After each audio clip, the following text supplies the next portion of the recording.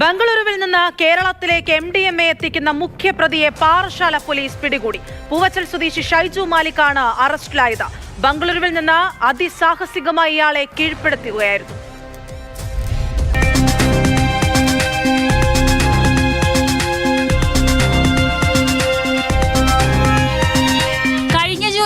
പൂവച്ചൽ കുടപ്പനക്കുന്ന് സ്വദേശികളായ രണ്ടുപേരെ പാറശാല പോലീസും ഡാൻസ് ഓഫ് സംഘവും 70 ഗ്രാം MDMAയുമായി പാറശാലയിൽ വെച്ച് പിടികൂടിയിരുന്നു.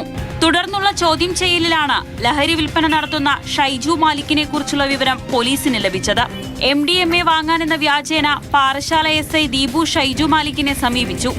നേരിട്ടുള്ള കൂടിക്കാഴ്ചയിൽ പോലീസ് എന്ന് മനസ്സിലായതോടെ ഓടാൻ ശ്രമിച്ചെങ്കിലും പ്രതിയെ പിടിക്കുകയായിരുന്നു. ഇയാളുടെ മുറിയിൽ നിന്നും വ്യാജ ആധാർ കാർഡ് കണ്ടെത്തി. കേരളത്തിൽ നിന്നും MDMA വാങ്ങാൻ എത്തുന്നവർ മധുര, ദിണ്ടിഗൽ, ഈറോഡ് എന്നിവിടങ്ങളിൽ എത്തിച്ചു നൽകുന്നതായിരുന്നു പ്രതിയുടെ രീതി. കൂടുതൽ ചോദ്യം ചെയ്യലിൽ ലഹരി സംഘങ്ങളെക്കുറിച്ചുള്ള വലിയ വിവരങ്ങൾ ലഭിക്കുമെന്നാണ് അന്വേഷണ സംഘത്തിന്റെ വിലയിരുത്തൽ.